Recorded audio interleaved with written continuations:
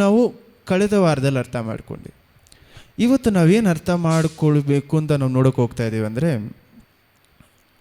ಮೊದಲನೇ ವಿಷಯ ಏನಂದರೆ, ನಮಗೆಲ್ಲರೂ ಗೊತ್ತು ಆದಮ್ ಅವಳನ್ನು ಮೊದಲನೇ ಸತಿ ಪಾಪ ಮಾಡ್ತಾರೆ. ಪಾಪ ಮಾಡುವಾಗ ಪಾಪ ಅನ್ನೋದು ಲೋಕದೊಳಗಡೆ ಬರ್ತಾ ಇದೆ ಅಂತ ನಾವು ನೋಡ್ತೀವಿ.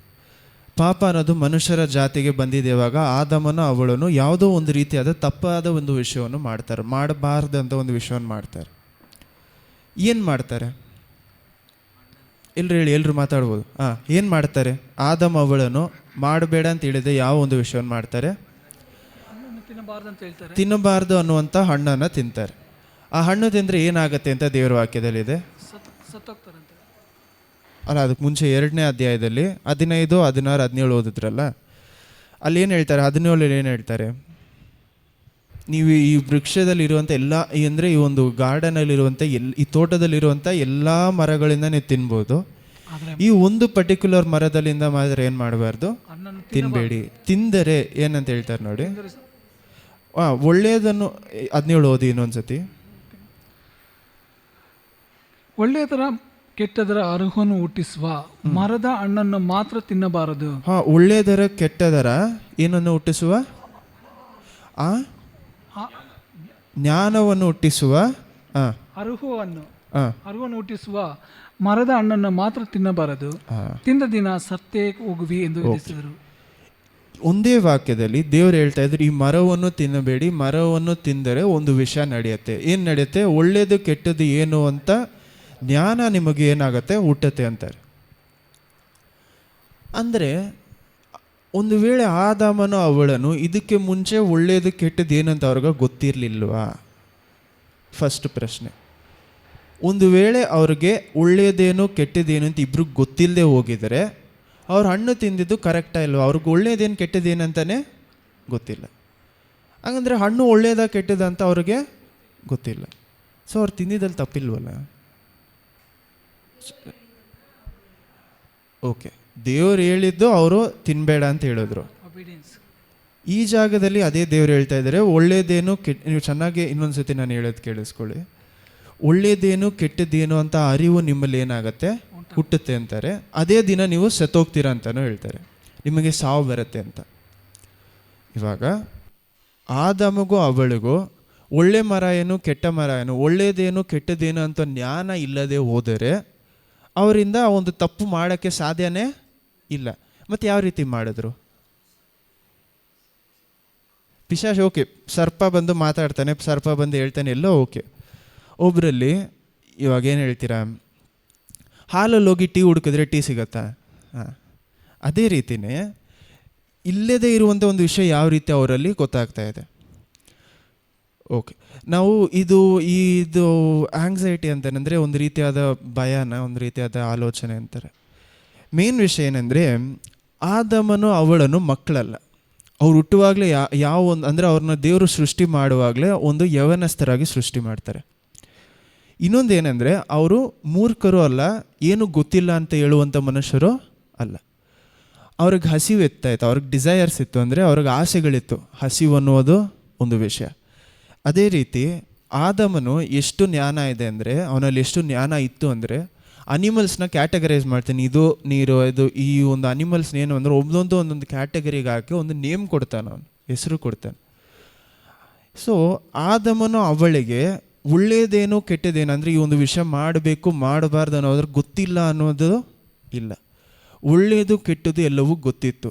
ಹಂಗಂದರೆ ಈ ಜಾಗದಲ್ಲಿ ಒಳ್ಳೆಯದು ಕೆಟ್ಟದರ ಜ್ಞಾನ ನಿಮಗೆ ಬರುತ್ತೆ ಅನ್ನುವಂಥ ಪದಕ್ಕೆ ಅರ್ಥ ಬೇರೆ. ಹಲ್ಲೆಲೂಯಾ. ನಾವೆಲ್ಲರೂ ಗೊತ್ತು, ಸರಿ ಇವರೇನೋ ಒಂದು ಹಣ್ಣು ತಿಂದರು, ಹಣ್ಣು ತಿಂದಿದ್ರಿಂದ ಇವರು ಎಲ್ಲೋ ಒಂದು ಪಾಪ ಮಾಡಿ ಏನೋ ಒಂದು ವಿಷಯ ಆಯಿತು ಅಂತ. ಆದರೆ ಆ ಹಣ್ಣಿನ ಹಿಂದಿನ ಅರ್ಥ ನಾವು ಏನು ನಿಜವಾಗ್ಲೂ ಮೊದಲು ಅರ್ಥ ಮಾಡ್ಕೋಬೇಕು. ಯಾಕಂದರೆ ನಮಗೆ ಇವಾಗ ಎಲ್ಲರೂ ಕೇಳಿದ್ರೆ ಏನು ಹೇಳ್ತೀರಾ? ಪಾಪ ಎಲ್ಲಿ ಹುಟ್ಟಿತು ಅಂದರೆ, ಆದಮ ಅವಳನ್ನು ಹಣ್ಣು ತಿಂದ್ಬಿಟ್ರು, ಹಣ್ಣು ತಿಂದಿದ್ರಿಂದ ಒಳ್ಳೆಯದು ಕೆಟ್ಟದರ ಜ್ಞಾನ ಅವ್ರಿಗೆ ಬಂತು, ಜ್ಞಾನ ಬಂದಿದ್ದರಿಂದ ಪಾಪ ನಮ್ಮೆಲ್ಲರಲ್ಲೂ ಹುಟ್ಟಿತು. ಆದರೆ ಆಲ್ರೆಡಿ ಅವ್ರಿಗೆ ಒಳ್ಳೆಯದೇನು ಕೆಟ್ಟದ್ದೇನು ಅಂತ ಗೊತ್ತು. ಹಂಗಂದರೆ ಆ ಜಾಗದಲ್ಲಿ ಚೇಂಜ್ ಆಗಿದ್ದು, ಬದಲಾವಣೆ ಆಗಿದ್ದು ಒಳ್ಳೆಯದು ಕೆಟ್ಟದರ ಅರ್ಥ ಅಲ್ಲ, ಅದರ ಜ್ಞಾನ. ಹಲ್ಲೆಲೂಯಾ. ಒಳ್ಳೇದೇನು, ಯಾಕಂದರೆ ಅವ್ರಿಗೆ ಇಮಿಡಿಯೇಟಾಗಿ ನೋಡಿ ಪಿಶಾಚಿ ಬಂದಂದರೆ ಸರ್ಪ ಬಂದು ಅವ್ರ ಹತ್ರ ಸರ್ಪ ಬಂದು ಏನಂತ ಮಾತಾಡತ್ತೆ, ಇಲ್ಲಿ ನೋಡಿ ಈ ಥರ ಏನಿದೆ, ಈ ಒಂದು ಮರದಿಂದ ನೀವು ತಿಂದರೆ ನಿಮ್ಗೇನಾಗತ್ತೆ, ದೇವ್ರು ನಿಮಗೇನು ಹೇಳಿದ್ದಾರೆ ಅಂತ ನೋಡಿ. ಮೊದಲು ಸರ್ಪ ಬಂದು ಹೇಳಲ್ಲ ದೇವ್ರು ಕೆಟ್ಟವರು ದೇವ್ರು ಒಳ್ಳೆಯವರು ಅಂತ ಮಾತಾಡ್ತಾ ಇಲ್ಲ. ಮೊದಲನೇ ಪ್ರಶ್ನೆ ಅವಳನ್ನು ನೋಡಿ ಸರ್ಪ ಕೇಳೋದೇನೆಂದರೆ, ದೇವರು ನಿಮ್ಮನ್ನು ಯಾವ ಒಂದು ಮರದಿಂದ ತಿನ್ನಬೇಡ ಅಂತ ಹೇಳಿದ್ದಾರೆ. ಯಾವ ತಿನ್ಬೋದು ಅಂತ ಹೇಳಿಲ್ಲ, ಯಾವ ತಿನ್ನಬೇಡ. ಅವನ ಗುಣನೇ ಅವನು ಒಬ್ಬರ ಹತ್ರ ಇವಾಗ ಒಬ್ಬರನ್ನ ಇವಾಗ ಸೇಲ್ಸ್ ಮಾಡ್ತಾರೆ ಅಂತ ಇಟ್ಕೊಳ್ಳಿ. ಒಬ್ಬರ ಹತ್ರ ನೀವು ಸೇಲ್ ಮಾಡಬೇಕು ಅಂದರೆ ಅವ್ರ ಹತ್ರ ಇರುವಂಥ ವಿಷಯಗಳು ನೀವು ತೋರಿಸಲ್ಲ, ಅವರಲ್ಲಿ ಏನು ಕೊರತೆ ಇದೆ ಅದನ್ನೇ ನಾವು ಟಾರ್ಗೆಟ್ ಮಾಡಬೇಕು. ಒಬ್ಬರ ಹತ್ರ ಪೆನ್ ಇಲ್ಲ ಅಂದರೆ ನಿಮ್ಮ ಹತ್ರ ಪೆನ್ ಇಲ್ಲ, ಪೆನ್ ಬೇಕಾ ಅಂತ ನಾವು ಸೇಲ್ ಮಾಡ್ಬೋದು. ಆಲ್ರೆಡಿ ಪೆನ್ ಇಟ್ಕೊಂಡಿರೋರ ಹತ್ರ ನೀವು ಹೋಗಿ ಪೆನ್ ಇನ್ನೊಂದು ಕೊಡಿಸೋದು ಕಷ್ಟ. ಅಲ್ಲೇಲೂಯ. ಓಕೆ, ಸೊ ಈ ಜಾಗದಲ್ಲಿ ನೋಡಿ ಅವ್ನು ಸುಲಭವಾಗಿ ಏನು ಮಾಡ್ತಾ ಇದ್ದಾರೆ ಅಂದರೆ, ಸರ್ಪ ಏನು ಮಾಡ್ತಾ ಇದೆ ನೋಡಿ, ಆಲ್ರೆಡಿ ದೇವರು ಏನು ಹೇಳಿದ್ದಾರೆ 3ನೇ ಅಧ್ಯಾಯದಲ್ಲಿ 1ನೇ ವಾಕ್ಯ, ದೇವರು ಎಲ್ಲ ಮರಗಳಿಂದ ತಿನ್ನು ಅಂತ ಹೇಳಿದಂತೆ ದೇವರು ಈ ಒಂದು ಮರದಿಂದ ಮಾತ್ರ ನೀವೇನು ಮಾಡಬೇಡಿ, ತಿನ್ನಬೇಡಿ ಅಂತ ಹೇಳಿದಾರಾ? ಅವಾಗ ನೋಡಿ 2ನೇ ವಾಕ್ಯ ಓದಿ. ತೋಟದಲ್ಲಿರುವ ಮರಗಳ ಹಣ್ಣುಗಳನ್ನು ನಾವು ತಿನ್ನಬಹುದು, ಆದರೆ ತೋಟದ ಮಧ್ಯದಲ್ಲಿರುವ ಈ ಮರದ ಫಲದ ವಿಷಯವಾಗಿ ಇದನ್ನು ತಿನ್ನಲು ಕೂಡದು, ಮುಟ್ಟಲು ಕೂಡದು, ತಿಂದರೆ ಸಾಯುವಿರಿ ಎಂದು ದೇವರು ಹೇಳಿದ್ದಾರೆ. ಇಮಿಡಿಯೇಟ್ ಆಗಿ ಅವಳನ್ನು ಏನು ಹೇಳ್ತಾ ಇದ್ದಾಳೆ ಅಂದರೆ, ತಿಂದರೆ ಒಂದು ಪನಿಷ್ಮೆಂಟ್ ಬರುತ್ತೆ, ತಿಂದರೆ ಏನಾಗುತ್ತೆ ನನಗೆ, ನಾವು ಸತ್ತೋಗ್ಬಿಡ್ತೀವಿ. ದೇವರು ಈ ಮರದ ಕುರಿತಾಗಿ ಮಾತನಾಡುವಾಗ ಏನೆಲ್ಲ ಹೇಳ್ತಾರೆ, ನಿಮಗೆ ಒಳ್ಳೆಯದು ಕೆಟ್ಟದರ ಅರಿವು ಬರುತ್ತೆ, ಪ್ಲಸ್ ಇನ್ನೊಂದು ಏನಾಗುತ್ತೆ, ನೀವು ಸತ್ತೋಗ್ತೀರಾ ಅಂತ ಹೇಳ್ತಾರೆ. ಅವಳನ್ನ ಮೈಂಡಲ್ಲಿ ಏನು ಮಾತ್ರ ಇದೆ, ನಾನು ಇದನ್ನು ತಿಂದರೆ ನಾನು ಸತ್ತೋಗ್ತೀನಿ. ಅವಳ ಮೈಂಡಲ್ಲಿ ಏನಿಲ್ಲ, ತಿಂದರೆ ನನಗೆ ಒಳ್ಳೆಯದು ಕೆಟ್ಟದರ ಜ್ಞಾನ ಬರುತ್ತೆ. ನಮಗೆ ಏನು ಕೆಟ್ಟದಾಗುತ್ತೋ ಅದನ್ನು ಮಾತ್ರ ಅವಳು ಏನು ಮಾಡ್ತಾ ಇದ್ದಾಳೆ, ಯೋಚನೆ, ಪನಿಷ್ಮೆಂಟ್ ಮಾತ್ರ ಏನು ಮಾಡ್ತಾಳೆ ಅವಳು, ಯೋಚನೆ ಮಾಡ್ತಾ ಇದ್ದಾಳೆ.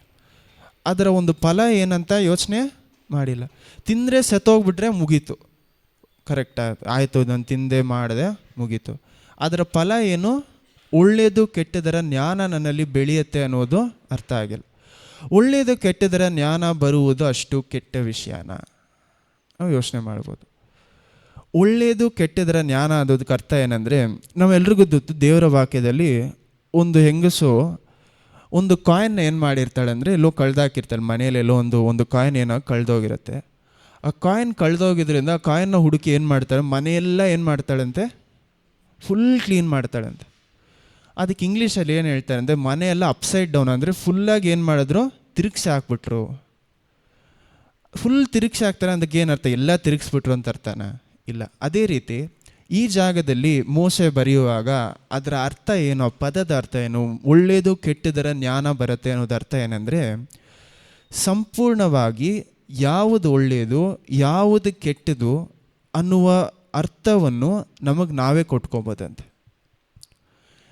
ಮನುಷ್ಯರ ಕಣ್ಣಿಗೆ ದೇವರು ಏನು ಒಳ್ಳೆಯದು ಕೆಟ್ಟದ್ದು ಅಂತ ಹೇಳೋದಲ್ಲ, ನನ್ನ ಕಣ್ಣಿಗೆ ಯಾವುದು ಒಳ್ಳೆಯದು ಕೆಟ್ಟದ್ದು ಅಂತ ನಾನೇ ಏನು ಮಾಡ್ಬೋದು, ಡಿಸೈಡ್ ಮಾಡ್ಕೊಬೋದು.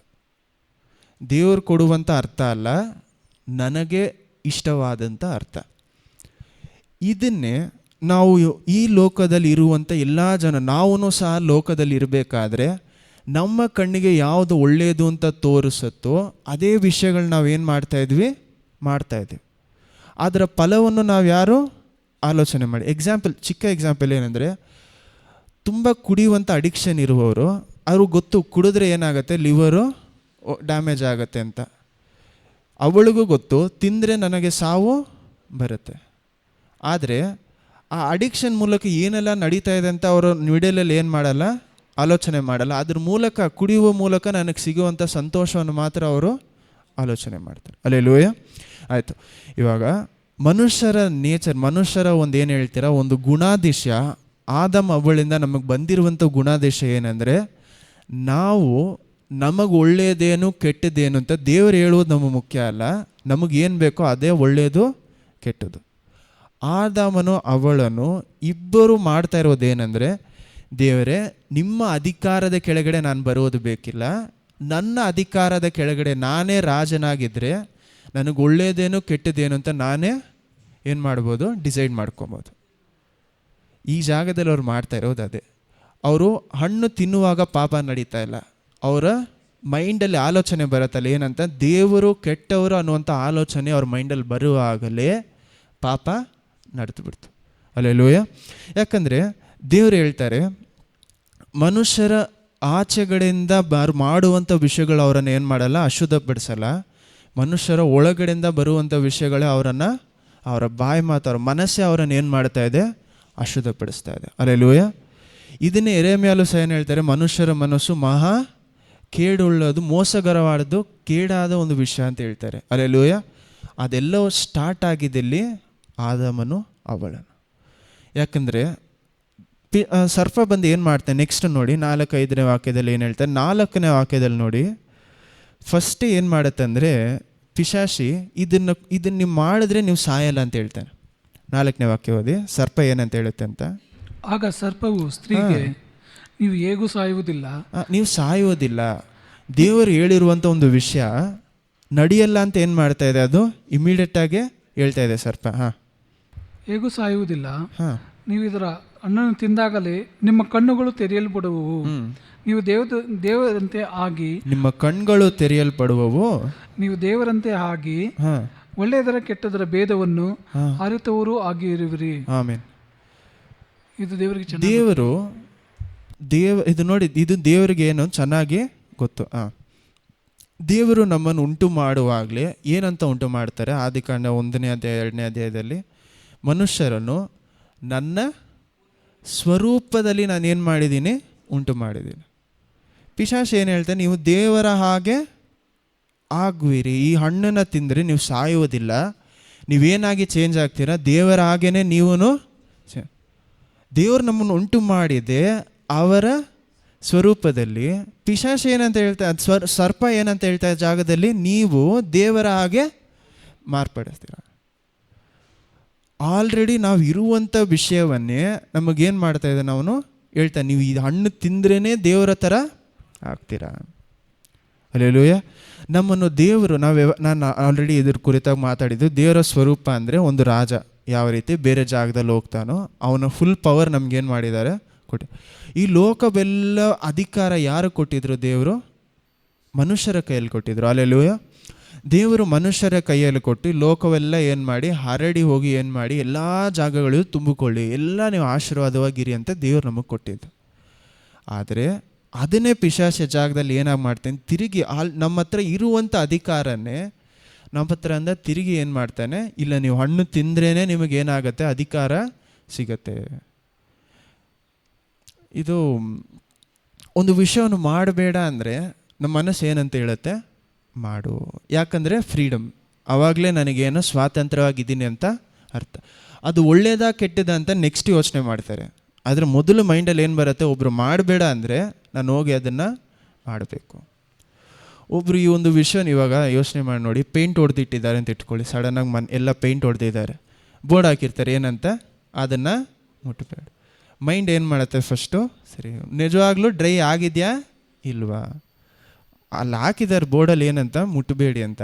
ಮೈಂಡ್ ಮೊದಲು ಏನು ಮಾಡುತ್ತೆ, ನಿಜವಾಗ್ಲೂ ಡ್ರೈ ಆಗಿದೆಯಾ, ಒಳ್ಳೇದು. ಅದು ಒಂದು ವೇಳೆ ಡ್ರೈ ಆಗಿಲ್ಲ ಅಂದರೆ ಕೈಯಲ್ಲಿ ಅಟ್ಕೊಳ್ಳುತ್ತೆ, ಅದೆಲ್ಲ ನಾವು ಯೋಚನೆ ಮಾಡಲ್ಲ. ಫಸ್ಟು ನಮ್ಮ ಮೈಂಡ್ ಏನು ಮಾಡ್ತಾ ಇದೆ, ನಾನು ಮುಟ್ಟಿ ನೋಡಬೇಕು. ನಮ್ಮ ಗುಣಾದೇಶ ಯಾವ ರೀತಿ ಬೆಳೆದಿದೆ ಅಂದರೆ, ಯಾವುದೇ ಒಂದು ವಿಷಯವನ್ನು ಮಾಡಿದ ಮೇಲೆ ನಾವೇನು ಮಾಡಬೇಕು, ಯೋಚಿಸ್ಬೇಕು. ಆಯಿತು, ನನಗೆ ಫ್ರೀಡಮ್ ಇದೆ, ನಾನು ಮಾಡಲೇಬೇಕು, ನನಗೊಂದು ಸ್ವಾತಂತ್ರ್ಯ ಇದೆ, ನಾನು ಇದನ್ನು ಮಾಡಲೇಬೇಕು, ಅವ್ರೇನು ನಾನು ಮಾಡಬೇಡ ಅಂತ ಹೇಳುವುದು. ಇದನ್ನೇ ಆದಾಮ ಅವಳನ್ನು ಏನಂತ ಯೋಚನೆ ಮಾಡ್ತಾಯಿದ್ರೆ, ಅವ್ರ ಹತ್ರ ಪಿಶಾಚಿ ಬಂದು ಹೇಳ್ತಾ ಇದ್ದಾನೆ, ನೀವೇ ದೇವರಾಗ್ತೀರಾ, ದೇವರ ಥರ ಆಗ್ಬಿಡ್ತೀರಾ. ಆಲ್ರೆಡಿ ಅವ್ರ ದೇವರ ಸ್ವರೂಪದಲ್ಲಿ ಸಂಪೂರ್ಣವಾದ ಅಧಿಕಾರ ದೇವರು ಯಾರ ಕೈಯಲ್ಲಿ ಕೊಟ್ಟಿದ್ದಾರೆ, ಆದಾಮಗೋ ಅವಳಿಗೋ. ಅಲ್ಲೆಲೂಯ. ಆದರೆ ಈ ಜಾಗದಲ್ಲಿ ಪಿಶಾಚಿ ಬಂದು ಏನಂತ ಹೇಳ್ತಾನೆ, ನಿಮ್ಮ ಮನೆಯೇ ನಿಮ್ಮ ಹತ್ರನೇ ಏನು ಮಾಡ್ತಾ ಇದ್ದಾನೆ, ಸೇಲ್ ಮಾಡುವಂಥ ರೀತಿಯಲ್ಲಿ. ನಿಮ್ಮ ಸ್ವಂತ ಮನೆ ನಿಮ್ಮ ಹತ್ರ ಅಂದರೆ ತಿರುಗಿ ಕಾಸು ತೊಗೊಂಡು ಹೇಳುವಂಥ ರೀತಿಯಲ್ಲಿ. ಓಕೆ, ಈ ಜಾಗದಲ್ಲಿ ಆ ಒಂದು ವಿಷಯ ನಡೀತಾ ಇದೆ. ಓಕೆ, ಏನಂತ ಹೇಳ್ತಾನೆ, ದೇವರು ಇದನ್ನು ಹೇಳಿದ್ದಾರೆ, ದೇವರು ಏನು ಮಾಡ್ತಾನೆ, ನೀವು ದೇವರ ಥರನೇ ಏನಾಗ್ಬಿಡ್ತೀರಾ, ಆಗ್ತೀರಾ. ನಿಮಗೂ ಒಳ್ಳೆಯದು ಕೆಟ್ಟದರ ಏನಾಗತ್ತೆ, ಜ್ಞಾನ ಬರುತ್ತೆ. ಆಲ್ರೆಡಿ ಅವರಲ್ಲಿ ಏನಿತ್ತು, ಒಳ್ಳೆಯದು ಕೆಟ್ಟದರ ಜ್ಞಾನ ಅವರಲ್ಲಿ ಆಲ್ರೆಡಿ ಇತ್ತು. ಅದರ ಜ್ಞಾನ ಮಾತ್ರ ಯಾರ ಹತ್ರ ಇತ್ತು? ದೇವರ ಹತ್ರ. ಒಳ್ಳೇದು ಕೆಟ್ಟದ್ದು ಏನು ಅಂತ ಅವ್ರಿಗೆ ಬುದ್ಧಿಗೇನು ಗೊತ್ತು, ಡಿಸೈಡ್ ಮಾಡೋಕ್ಕಾಗಿಲ್ಲ. ಅವ್ರೇನು ಇದು ಒಳ್ಳೆಯದು ಇದು ಕೆಟ್ಟದ್ದು ಅದು ಚೇಂಜ್ ಮಾಡೋದು ಅವರ ಅಥಾರಿಟಿ ಅವ್ರಿಗೆ ದೇವರು ಕೊಟ್ಟಿಲ್ಲ. ದೇವರು ಆದಾಮಿಗೂ ಅವಳಿಗೂ ಕೊಡದೇ ಇದ್ದಂಥ ಒಂದೇ ಒಂದು ಅಧಿಕಾರ ಏನಂದರೆ ಒಳ್ಳೇದೇನು ಕೆಟ್ಟದೇನು ಅಂತ ತಾನೇ ಡಿಸೈಡ್ ಮಾಡೋಕ್ಕಾಗಲ್ಲ. ಯಾಕೆ ಅದನ್ನು ದೇವರು ಕೊಟ್ಟಿಲ್ಲ? ಒಂದು 5 ವರ್ಷ ಮಗುಗೆ ನೀವು ಗಾಡಿ ಕೀ ಕೊಟ್ಬಿಟ್ಟು ಗಾಡಿ ಓಡಿಸ್ಕೊಂಡು ಹೋಗು ಅಂತ ಹೇಳ್ತೀರಾ? ಯಾಕೆ? ಕೊಟ್ಟರೆ ಏನಾಗುತ್ತೆ? ಖಂಡಿತವಾಗ್ಲೂ ಏನಾಗುತ್ತೆ? ಆಕ್ಸಿಡೆಂಟ್ ಆಗೇ ಆಗುತ್ತೆ. ಒಳ್ಳೇದೇನು ಕೆಟ್ಟದ್ದೇನು ಅಂತ ಅನುಭವ ಇಲ್ಲದ ಅದನ್ನು ನಾವು ಏನು ಮಾಡೋಕ್ಕಾಗಲ್ಲ. ಇದು ಒಳ್ಳೇದು ಇದು ಕೆಟ್ಟದ್ದು ಅಂತ ನಮ್ಮಿಂದ ಅದನ್ನು ಕರೆಕ್ಟಾಗಿ ಬಾಕ್ಸಲ್ಲಿ ಹಾಕೋಕ್ಕೆ ಸಾಧ್ಯನೇ ಇಲ್ಲ. ಇವಾಗ ನಿಮ್ಮೆಲ್ರಿಗೂ ಬೆಂಕಿ ಅಂದರೆ ಸುಡೋದೆ ಅಂತ ಹೆಂಗೆ ಗೊತ್ತು? ಬೆಂಕಿ ಅಂದರೆ ಸುಡುತ್ತೆ ಅಂತ ಹೆಂಗೆ ಗೊತ್ತು? ಎಲ್ಲೋ ನಾವು ಒಂದು ಕಡೆ ಟಚ್ ಮಾಡಿ ಹತ್ರ ಇಡುವಾಗಲೇ ಏನಾಗುತ್ತೆ ಗೊತ್ತು. ಈ ರೀತಿ ಲೋಕದಲ್ಲಿರುವಂಥ ಎಲ್ಲ ವಿಷಯಗಳನ್ನು ನೀವು ಅನುಭವಿಸಿನೇ ಒಳ್ಳೆಯದು ಕೆಟ್ಟದ್ದು ಅಂತ ಹೇಳ್ಬೇಕಂದ್ರೆ ಸಾವಿರಾರು ವರ್ಷಗಳು ಬೇಕು. ದೇವರು ಏನು ಮಾಡ್ತಾರೆ ಈ ಜಾಗದಲ್ಲಿ, ಇದನ್ನು ನಿಮಗೆ ಕೊಡದಂತೆ ಆ ಒಂದೇ ಒಂದು ಅಧಿಕಾರವನ್ನು ಮಾತ್ರ ದೇವರು ಏನು ಮಾಡಿದ್ದಾರೆ, ಇದು ಒಳ್ಳೆಯದು ಇದು ಕೆಟ್ಟದ್ದು ಎಲ್ಲ ವಿಷಯಗಳನ್ನು ನಾನು ನಿಮಗೆ ಏನು ಮಾಡ್ತೀನಿ, ಕೊಡ್ತೀನಿ. ಆದರೆ ನೀವು ಮಾಡೋದು ಮಾತ್ರ ಏನು, ನಾನು ಒಳ್ಳೆಯದು ಕೆಟ್ಟದ್ದು ಅನ್ನುವ ವಿಷಯಗಳನ್ನು ನೀವೇನು ಮಾಡಿ ಕೇಳಿ ನಡೀರಿ ಅಂತ ಮಾತ್ರ ಹೇಳ್ತಾ ಇದ್ದಾರೆ. ಹಲ್ಲೆಲೂಯಾ. ಆದರೆ ಆದಮ ಅವಳು ಇಬ್ಬರು ಏನು ಹೇಳ್ತಾರೆ, ಇದು ಒಳ್ಳೆಯದು ಇದು ಕೆಟ್ಟದ್ದು ಅಂತ ನಾನೇ ಡಿಸೈಡ್ ಮಾಡ್ಕೊತೀನಿ, ನೀನು ಯಾರು ನನಗೆ ಹೇಳೋದಕ್ಕೆ? ಅದನ್ನೇ ದೇವರನ್ನು ನೋಡಿ ಇದನ್ನೇ ಅವ್ರು ಹೇಳ್ತಾ ಇದ್ದಾರೆ, ನೀವು ಯಾರು ನನಗೆ ಒಳ್ಳೆಯದು ಕೆಟ್ಟದ್ದು ಹೇಳೋದಕ್ಕೆ? ನೀವು ಸಹ ದೇವರ ರೀತಿಯಲ್ಲೇ ಮಾರ್ಪಡ್ತೀರಿ ಅಂತ ಸರ್ಪ ಹೋಗಿ ಅವ್ರ ಹತ್ರ ಹೇಳ್ತಾರೆ. ನಿಮಗೆ ಸಂಪೂರ್ಣವಾದ ಜ್ಞಾನ ಬರುತ್ತೆ, ನೀವೇ ಏನು ಮಾಡ್ಬೋದು, ದೇವರ ರೀತಿಯಲ್ಲಿ ಎಲ್ಲವನ್ನು ಉಂಟು ಮಾಡಿ ಎಲ್ಲವನ್ನು ನೀವೇ ಮಾಡ್ಬೋದು. ಪಿಶಾಚಿ ತಾನು ಏನಾಗಿ ಮಾರ್ಪಡಬೇಕು ಅಂತ ಆಸೆ ಪಟ್ಟಿದ್ದನೋ ಅದೇ ಆಸೆಯನ್ನು ನಮ್ಮಲ್ಲಿ ಏನು ಮಾಡ್ತಾನೆ, ಆಗ್ತಾ ಇದ್ದಾನೆ. ಆದಮ ಅವಳೆಲ್ಲ ಆಗ್ತಾ ಇದ್ದಾನೆ. ಹಲ್ಲೆಲೂಯಾ. ಓಕೆ, ಸೊ ಇದೆಲ್ಲ ಆದ ಮೇಲೆ 6ನೇ ವಾಕ್ಯದಲ್ಲಿ ನೋಡಿ, ಆ ಒಂದು ಹೆಂಗಸು ಅವಳನ್ನು ಏನು ಮಾಡ್ತಾ ಇದ್ದಾಳೆ ಅಂದರೆ, ಇದೆಷ್ಟೋ ಸುಂದರವಾಗಿದೆ, ಈ ಒಂದು ಹಣ್ಣು ಎಷ್ಟು ಟೇಸ್ಟಿಯಾಗಿರುತ್ತೆ ಮತ್ತು ಜ್ಞಾನವಾಗಿ ಆದರೆ ಎಷ್ಟು ಅತಿಶಯವಾದ ಒಂದು ವಿಷಯ ಅಂತ ಹೇಳ್ತಾರೆ. 6ನೇ ವಾಕ್ಯ ಓದಿ. ಆಗ ಸ್ತ್ರೀಯು ಆ ಮರದ ಹಣ್ಣನ್ನು ತಿನ್ನುವುದಕ್ಕೆ ಉತ್ತಮವಾಗಿಯೂ ನೋಡುವುದಕ್ಕೆ ರಮ್ಯವಾಗಿಯೂ ಜ್ಞಾನೋದಕ್ಕೆ ಅಪೇಕ್ಷಿಸತಕ್ಕದಾಗಿಯೂ ಇದೆ ಎಂದು ತಿಳಿದು ಅದನ್ನು ತೆಗೆದುಕೊಂಡು ತಿಂದಳು. ಸಂಗಡ ಇದ್ದ ಗಂಡನಿಗೂ ಕೊಡಲು ಅವನು ತಿಂದನು. ಇಷ್ಟು ಹೊತ್ತು ಆದಮನು ಒಂದು ಮಾತನ್ನು ಮಾತಾಡಿಲ್ಲ. ಆದಮನೇನು ದೂರ ಇರಲಿಲ್ಲ, ಅವಳ ಜೊತೆ ಸರ್ಪ ಮಾತಾಡ್ತಾ ಇರಬೇಕಾದ್ರೆ ಪಕ್ಕದಲ್ಲೇ ಯಾರಿದ್ದಾರೆ? ಆದಮ. ಸೊ ಪಿಶಾಚಿ ಬಂದು ಬಿರಿ ಅವಳನ್ನು ಮಾತ್ರ ಏನು ಮಾಡಿಲ್ಲ, ವಂಚಿಸಿಲ್ಲ, ಜೊತೆಯಲ್ಲಿ ಸೇರಿದ್ದ ಆದಾಮನನ್ನು ಸಹ ಒಂದೇ ಸತಿಯಲ್ಲಿ ವಂಚಿಸ್ತಾ ಇದ್ದಾನೆ. ಹಲ್ಲೆಲೂಯಾ.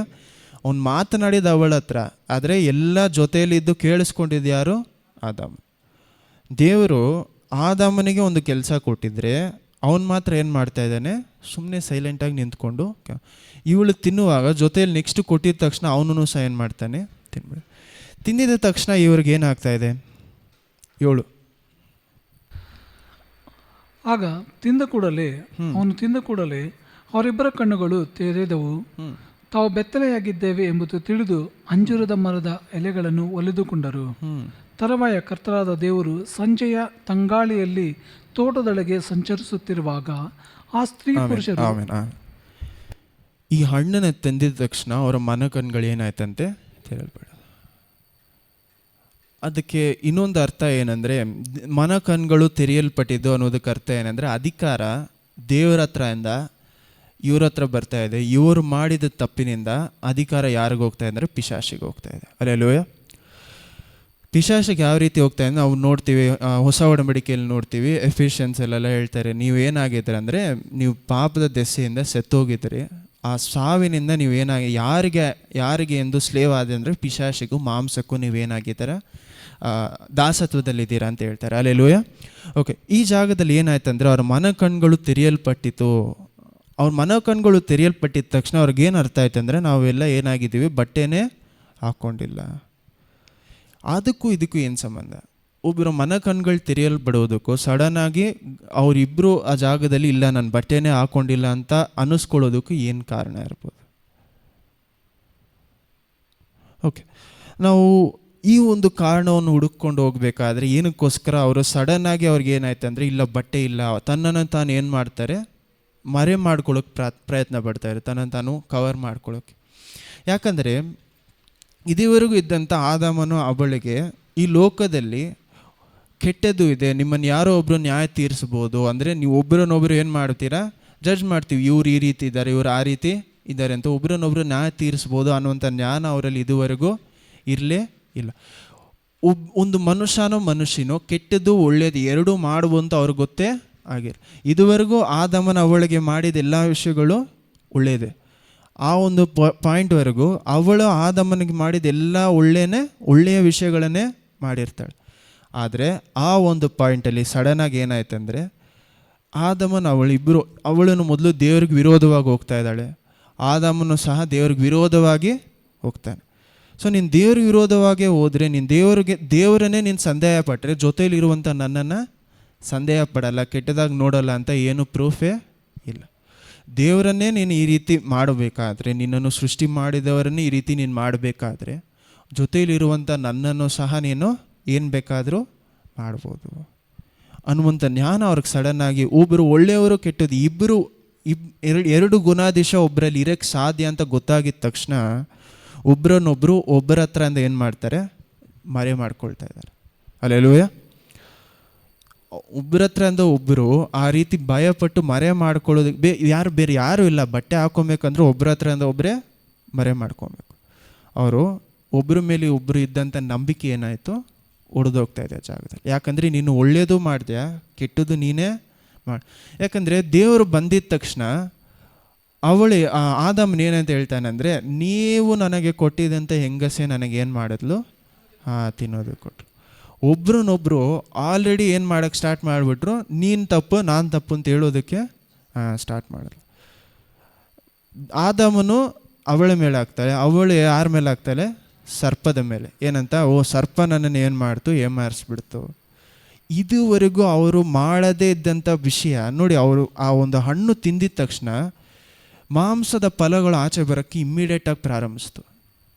ಇಮ್ಮಿಡಿಯೇಟಾಗಿ ಏನಾಯಿತು, ಒಬ್ಬರು ಚಾಡಿ ಹೇಳೋಕ್ಕೆ ಸ್ಟಾರ್ಟ್ ಮಾಡ್ತಾರೆ, ಇಲ್ಲ ನಾನು ಮಾಡಿಲ್ಲ, ಅವನು ಮಾಡಿಲ್ಲ. ಇದುವರೆಗೂ ಅವರಲ್ಲಿ ಇಲ್ಲದೇ ಇದ್ದಂಥ ಗುಣ ಸಡನ್ನಾಗಿ ಏನಾಯಿತು, ಪ್ರಾರಂಭಿಸ್ತು. ಹಲ್ಲೆಲೂಯಾ. ನಿಜವಾದ ಪ್ರೀತಿ ತಪ್ಪುಗಳನ್ನು ಏನು ಮಾಡತ್ತಂತೆ, ಮರೆ ಮಾಡತ್ತಂತೆ. ಹಲ್ಲೆಲೂಯಾ. ದೇವರ ಪ್ರೀತಿ ಪಾಪವನ್ನು ಏನು ಮಾಡ್ತೋ, ಮುಚ್ತಾ ಇದೆ. ಹಲ್ಲೆಲೂಯಾ. ಆದಾಮನು ಮಾಡಿದ ವಿಷಯನೂ ಪಾಪವನ್ನು ಎತ್ತಿ ತೋರಿಸ್ತಾ ಇದ್ದಾನೆ. ನನಗೆ ಕೊಟ್ಟದಂತ ನೋಡಿ, ದೇವ್ರು ಏನು ಹೇಳ್ತಾರೆ, ಗಂಡ ಹೆಂಡತಿ ಆದಮೇಲೆ ಇಬ್ಬರು ಒಂದೇ ಶರೀರ. ಆದರೆ ಈ ಜಾಗದಲ್ಲಿ ಏನು ಮಾಡ್ತಾನೆ, ತನ್ನ ಶರೀರಕ್ಕೂ ಇರೋ ತಾನೇ ಏನು ಮಾಡ್ತಾನೆ, ಚಾಡಿ ಹೇಳೋದು ಸ್ಟಾರ್ಟ್ ಆಯಿತು. ಇಮ್ಮಿಡಿಯೇಟ್ ಒಂದು ಪಾಪ ಮಾಡಿದ ತಕ್ಷಣ ಗುಣ ಯಾವ ರೀತಿ ಚೇಂಜ್ ಆಯಿತು ನೋಡಿ.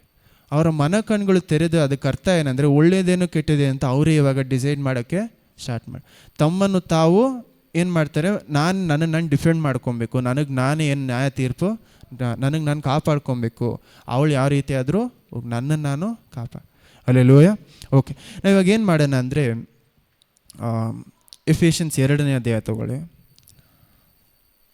ಸಮಯ ಓಕೆ.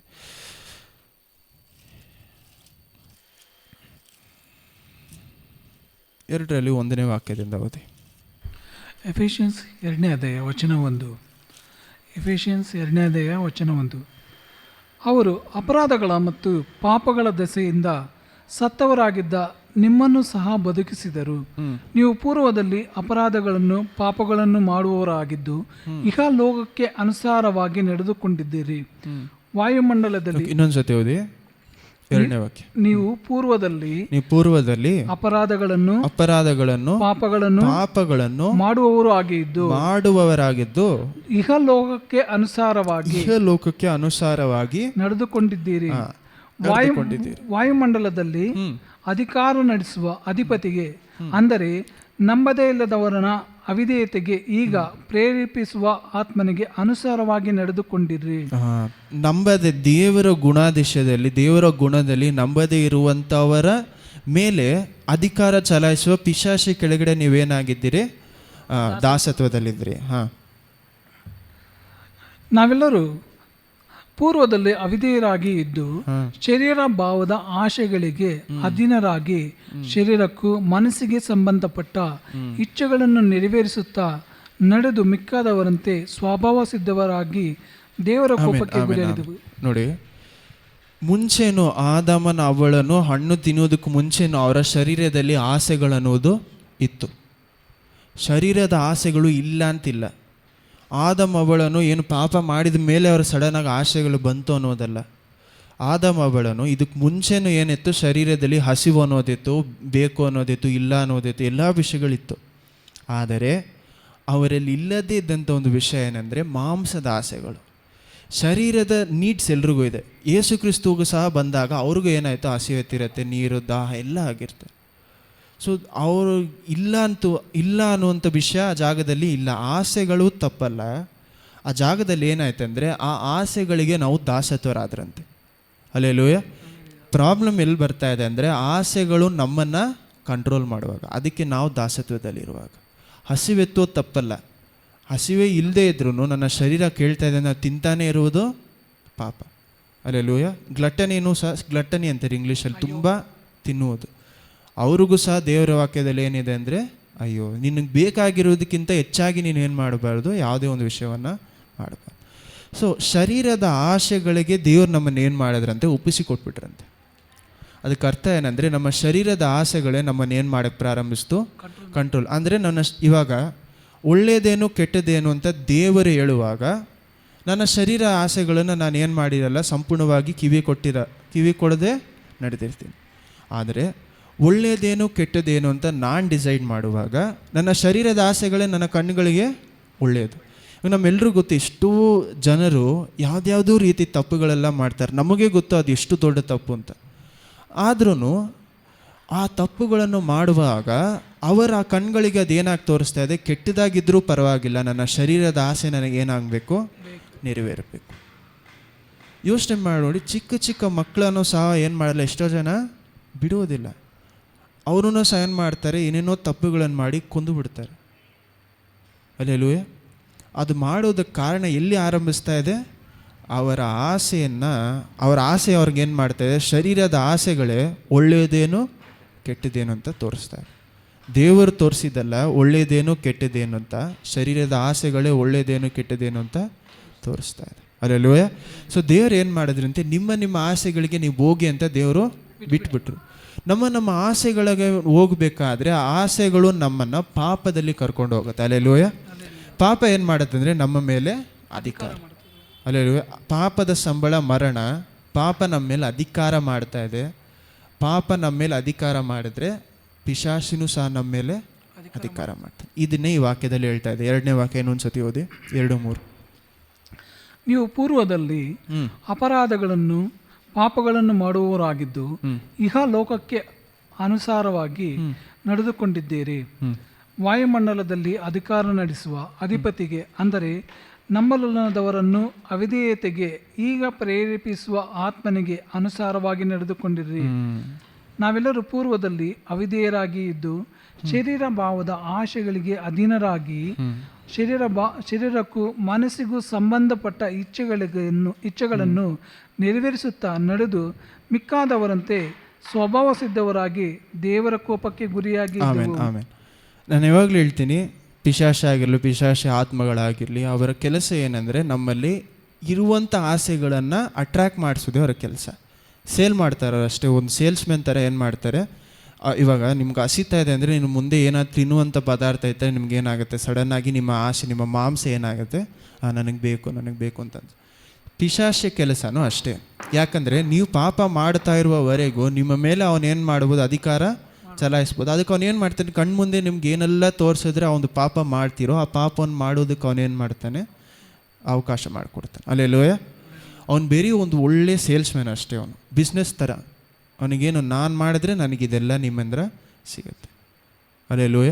ಸೊ ದೇವರು ಏನು ಮಾಡ್ತಾರೆ, ಇಂಥ ಒಂದು ಮನುಷ್ಯರಾದ ನಾವು ಈ ಒಂದು ಸೈಕಲ್ ಇದ್ದಂಥ ನಮ್ಮನ್ನು ದೇವರು ನೋಡಿ ದೇವರ ಕೋಪಕ್ಕೆ ನಾವೇನಾಗಿದ್ವಂತೆ, ಗುರಿಯಾಗಿದ್ವಿ. ಆದರೆ 4ನೇ ವಾಕ್ಯದಲ್ಲಿ ಏನು ಹೇಳ್ತಾರೆ, ದೇವರು ತುಂಬ ಕರುಣೆಯನ್ನು ತೋರಿಸಿ, ಓದಿಯ ವಾಕ್ಯ 4. ಆದರೆ ಕರುಣಾನಿಧಿಯಾಗಿರುವ ದೇವರು ನಮ್ಮ ಮೇಲೆ ಮಹಾಪ್ರೀತಿಯನ್ನು ಇಟ್ಟು ಅಪರಾಧಗಳ ದೆಸೆಯಿಂದ ಸತ್ತವರಾಗಿದ್ದ ನಮ್ಮನ್ನು ಕ್ರಿಸ್ತರೊಂದಿಗೆ ಬದುಕಿಸಿದರು. ಆಮೇಲೆ ಕ್ರಿಸ್ತರೊಂದಿಗೆ ನಮ್ಮನ್ನೇನು ಅಪರಾಧಗಳಿಂದ ಸತ್ತೋಗಿದ್ದಂಥ ನಮ್ಮನ್ನು ಕ್ರಿಸ್ತರಲ್ಲಿ ನಮ್ಮನ್ನೇನು ಮಾಡಿದ್ರಂತೆ ಬದುಕಿಸಿದರು. ದೇವರ ವಾಕ್ಯದಲ್ಲಿ ನಾವು ಹೇಳ್ತಾರೆ, ಇವಾಗ ತಾನೇ ನೋಡಿದ್ವಿ, ಆದಮ್ ಅವಳನ್ನ ಹಣ್ಣು ತಿನ್ನುವಾಗ ಅದೇನಿಲ್ಲ, ಒಂದು ಸೈನ್ ಥರ ಅಷ್ಟೇ. ಅಗ್ರಿಮೆಂಟ್ ಮಾಡಿ ಹಣ್ಣು ತಿನ್ನೋದು ಏನು ಮ್ಯಾಜಿಕ್ ಅಲ್ಲ, ಅದು ಹಣ್ಣು ಏನು ಮಾಡ್ತಾಯಿದ್ದು ಒಂದು ಸೈನ್ ಥರ. ದೇವರು ವಿರೋಧವಾಗಿ ಇದನ್ನು ನಾನು ಸ್ವೀಕರಿಸ್ಕೊಳ್ತಾ ಇದ್ದೀನಿ. ಇದಕ್ಕೇನೆ ನಾವು ಲಾರ್ಡ್ ಸಪ್ಪರ್, ನಾವು ಕರ್ತರ ಭೋಜನವನ್ನು ತಗೊಳ್ಳೋದು ಏನಂದರೆ ಕ್ರಿಸ್ತರನ್ನು ನಾನು ಏನು ಮಾಡ್ತಾ ಇದ್ದೀನಿ, ಸ್ವೀಕರಿಸ್ಕೊಳ್ತಾ ಇದ್ದೀನಿ. ಅಲ್ಲಿ ಹಣ್ಣು ತಿನ್ನುವಾಗ ಏನು ಮಾಡ್ತಾರೆ, ಮಾಂಸವನ್ನು ನಾನೇ ಅಧಿಕಾರಿ ಅಂತ ಸ್ವೀಕರಿಸ್ಕೊಳ್ತಾ ಇರುವಂಥ ಮನುಷ್ಯರು ಕರ್ತರ ಭೋಜನವನ್ನು ಮಾಡುವಾಗ ಕ್ರಿಸ್ತರೇ ನನ್ನ ಅಧಿಕಾರಿ ಅಂತ ನಾನು ಏನು ಮಾಡ್ತಾ ಇದ್ದೀನಿ, ನನ್ನಿಂದ ಒಳ್ಳೇದೇನು ಕೆಟ್ಟದ್ದೇನು ಅಂತ ನನ್ನಿಂದ ನೋಡೋಕ್ಕೆ ಆಗ್ತಾ ಇಲ್ಲ. ನನ್ನಲ್ಲಿ ಬಲ ಇಲ್ಲ. ಒಳ್ಳೇದು ಕೆಟ್ಟದ್ದು ಏನು, ಇದನ್ನೇ ಪೌಲ್ ಹೇಳ್ತಾರೆ, ಒಳ್ಳೇದು ಕೆಟ್ಟದ್ದು ಏನು ಅಂತ ಗೊತ್ತಿದ್ರೂ ಅದನ್ನು ಮಾಡುವಂಥ ಬಲ ನನ್ನಲ್ಲಿ ಇಲ್ಲ ಅಂತಾರೆ. ಒಳ್ಳೇದು ಮಾಡುವಂಥ ಬಲ ನಮ್ಮ ಯಾರಲ್ಲೂ ಇಲ್ಲ. ಓಕೆ, ಇದನ್ನು ನೀವು ಕಂಟಿನ್ಯೂ ಮಾಡಿ ಓದಬೇಕಾದ್ರೆ ಇಲ್ಲಿ ಏನು ಹೇಳ್ತಾರೆ ನೋಡಿ, ದೇವರು ನಮ್ಮನ್ನು ಸಾವಿನಿಂದ ಏನು ಮಾಡಿದ್ರಂತೆ, ಕ್ರಿಸ್ತರಲ್ಲಿ ಎಬ್ಬಿಸಿದ್ರು ಅಂತಾರೆ. ಹಲ್ಲೆಲೂಯಾ. ಅದಕ್ಕೆ ಅರ್ಥ ಏನಂದರೆ, ಆರಂಭದಲ್ಲಿ ನೀವು ನೋಡ್ತೀರಾ 2 ಮರಗಳ ಕುರಿತಾಗಿ ಮಾತಾಡ್ತಾರೆ. ಒಂದು ಮರ ಅಲ್ಲ, 2 ಮರ. ಮೊದಲನೇ ಮರ ಯಾವುದಂದರೆ ಒಳ್ಳೇದೇನು ಕೆಟ್ಟದೇನು ಅಂತ ಓಪನ್ ಮಾಡುವಂಥ ಒಂದು ಮರ. ಆದರೆ ಆದಿಕಾಂಡ 3ನೇ ಅಧ್ಯಾಯದಲ್ಲಿ 22ರಿಂದ 22, 23, 24 ನೀವು ಓದಬೇಕಾದ್ರೆ ಜೀವವೃಕ್ಷ ಅಂತ ಇನ್ನೊಂದು ವಿಷಯದ ಕುರಿತಾಗಿ ಮಾತಾಡ್ತಾರೆ. ಹಲ್ಲೆಲೂಯಾ. ಆ ಜೀವವೃಕ್ಷದ ಕೆಲಸ ಏನಂದರೆ, ದೇವರು ಅದುವರೆಗೂ ಏನಂತ ಹೇಳಿಲ್ಲ ಅಂದರೆ ಜೀವವೃಕ್ಷದಿಂದ ತಿನ್ನಬೇಡಿ ಅಂತ ಹೇಳಿಲ್ಲ. ಸಡನ್ನಾಗಿ ಇವರು ಪಾಪ ಮಾಡಿದ ತಕ್ಷಣ ದೇವರು ಇವ್ರಿಗಂತ ಒಂದು ಅನಿಮಲ್ನ ಕೊಂದು, ಮೊದಲನೇ ಸಾವು ಅದೇ. ಆ್ಯಕ್ಚುಲಿ ಮೊದಲನೇ ಸಾವು ಯಾವುದಂದರೆ, ಅನಿಮಲ್ನ ದೇವ್ರು ಕೊಲೆ ಮಾಡಿ ಏನು ಮಾಡ್ತಾರೆ ಅಂದರೆ ಅದರ ಅದನ್ನು ಸ್ಕಿನ್ ತೊಗೊಂಡೋಗಿ ಇವ್ರಿಗೆ ಬಟ್ಟೆ ಮಾಡಿಕೊಡ್ತಾರೆ. ಸರಿ, ಆಯಿತು, ಕೊಂದು ಆಯಿತು. ಯಾಕಂದರೆ ಒಂದು ಜೀವ ಹೋಗದೆ, ಒಂದು ಜೀವ ಸಾಯದೆ ನೀವು ಪಾಪ ಕ್ಷಮಾಪಣೆ ಸಿಗೋದಕ್ಕೆ ಸಾಧ್ಯನೇ ಇಲ್ಲ ಅಂತ ದೇವರ ವಾಕ್ಯದಲ್ಲಿದೆ. ಹಲ್ಲೆಲೂಯಾ. ಆಯಿತು. ಆ ಜಾಗದಲ್ಲಿ ಏನಾಗ್ತಾ ಇದೆ, ಇವರು ಸಡನ್ನಾಗಿ ಇದುವರೆಗೂ ತಿಂತಾ ಇದ್ದಂಥ ಮರದಿಂದ ದೇವರು ಸಡನ್ನಾಗಿ ಏನು ಮಾಡ್ತಾರೆ ಅಂದರೆ ಇವರನ್ನು ಕ್ಲೋಸ್ ಮಾಡಿಬಿಟ್ಬಿಡ್ತಾರೆ. ದೇವ್ರು ಏನು ಮಾಡ್ತಾರೆ ಅಂದರೆ ದೇವದೂತರನ್ನ ಹಾಕಿ ಆ ಒಂದು ಬಾಗಿಲನ್ನ ಏನು ಮಾಡ್ತಾರೆ ಅಂದರೆ ಕ್ಲೋಸ್ ಮಾಡಿ, ತೋಟದ ಒಳಗಡೆನೇ ಹೋಗೋಕ್ಕಾಗಬಾರ್ದು ಅನ್ನೋಂಥ ರೀತಿಯಲ್ಲಿ. ಯಾಕಂದರೆ ಇವರು ಪಾಪ ಮಾಡಿದ ಮೇಲೆ, ಇವ್ರಿಗೆ ಈ ಒಂದು ಜ್ಞಾನ ಬಂದ ಮೇಲೆ, ಈ ಒಂದು ಪಾಪದಲ್ಲೇ ದೇವರು ಆ ಒಂದು ವೃಕ್ಷವನ್ನು, ಜೀವವೃಕ್ಷವನ್ನು ತಿಂದಿದ್ರೆ, ಜೀವವೃಕ್ಷವನ್ನು ತಿಂತಾನೇ ಇದ್ದಿದ್ರೆ ಇವರು ಸಾಯ್ತಾನೇ ಇರಲಿಲ್ಲ. ಯಾವ ಸಾವಿನ ಕುರಿತಾಗಿ ಮಾತಾಡ್ತಾ ಇದೆ, ಬರೀ ಮಾಂಸದ ರೀತಿಯ ಸಾವಲ್ಲ. ಯಾಕಂದರೆ ಕೆಟ್ಟದ್ದು ಒಳ್ಳೆಯದು ತಿಂದರೆ ನಿಮಗೆ ಸಾವು ಬರುತ್ತೆ ಅಂತ ದೇವರು ಹೇಳ್ಬಿಟ್ರು. ಮಾಂಸದ ರೀತಿಯ ಸಾವಲ್ಲ, ಆತ್ಮಿಕ ರೀತಿಯಾದ ಸಾವು ಕುರಿತಾಗಿ ಅಲ್ಲಿ ಮಾತಾಡ್ತಾ ಇದೆ. ಹಲ್ಲೆಲೂಯಾ. ಮಾಂಸದ ಸಾವನ್ನು ಸ್ಟಾಪ್ ಮಾಡುವುದಕ್ಕೆ ಏನಿದೆ, ಜೀವವೃಕ್ಷ ಇದೆ. ಆತ್ಮಿಕ ರೀತಿಯಾದ ಸಾವನ್ನು ಸ್ಟಾಪ್ ಮಾಡೋಕ್ಕೆ ಅದು ಇಲ್ಲ. ಹಲ್ಲೆಲೂಯಾ. ಮಾಂಸದ ಸಾವು ಏನಕ್ಕೋಸ್ಕರ ಬರ್ತಾ ಇದೆ? ಮಾಂಸ ಅಂದರೆ ನಾವು ಎಲ್ಲರೂ ಸಾಯ್ತಾ ಇರೋದು ಏನಕ್ಕೋಸ್ಕರ? ಪಾಪದ ಸಂಬಳ ಏನು? ಮರಣ.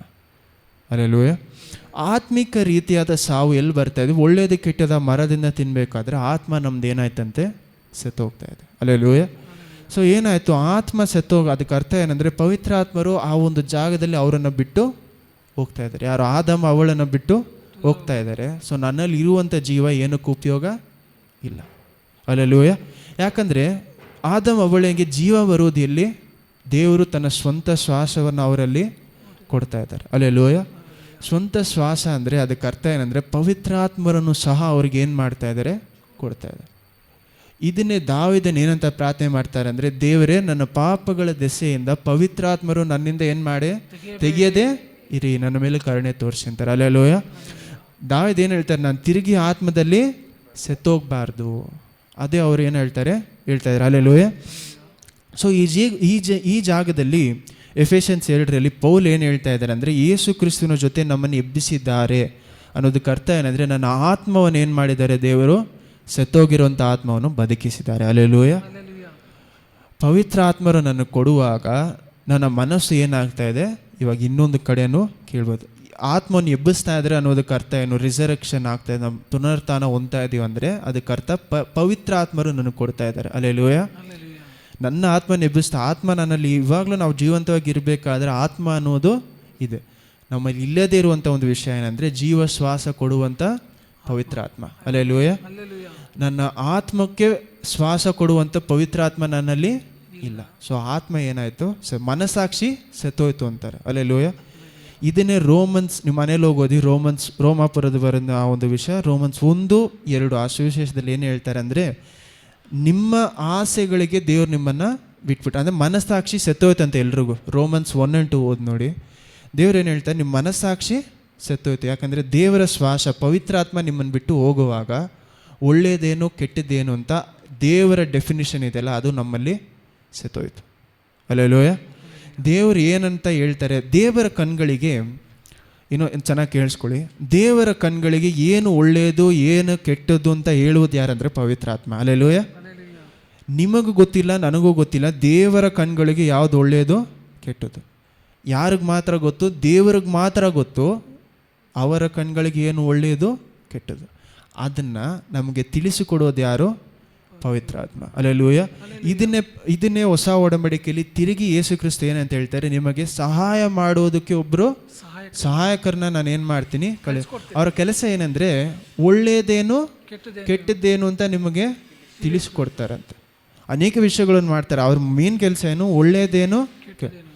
ಯಾವ ರೀತಿ ಆರಂಭದಲ್ಲಿ ಪವಿತ್ರಾತ್ಮರಾದ ದೇವರು ಆದಾಮಗೂ ಅವಳಿಗೂ ಒಳ್ಳೆಯದೇನು ಕೆಟ್ಟದ್ದೇನು ಅಂತ ನಮ್ಮ ಮನಸ್ಸಿನಲ್ಲೇ ಇದ್ದು ತಿಳಿಸಿಕೊಡ್ತಾ ಇದ್ರೋ ಪಾಪ ಮಾಡೋದಕ್ಕೆ ಮೊದಲು, ಅದೇ ರೀತಿ ನಮಗೆ ಇವಾಗ ಪವಿತ್ರಾತ್ಮರು ನಮಗೆ ಏನು ಒಳ್ಳೆಯದೇನು ಕೆಟ್ಟದ್ದೇನು ಅಂತ ತಿಳಿಸ್ತಾ ಇದ್ದಾರೆ. ಅಲ್ಲೆಲೂಯ.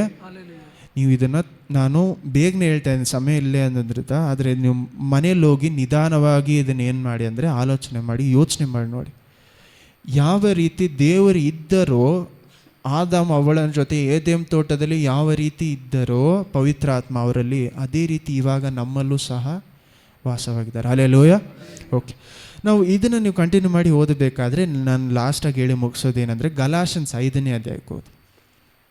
ಗಲಾತ್ಯರ 5ನೇ ಅಧ್ಯಾಯದಲ್ಲಿ 16ರಿಂದ 20 ಹಂಗೆ ಓದಿ, ನಾನು ಹೇಳ್ತೀನಿ.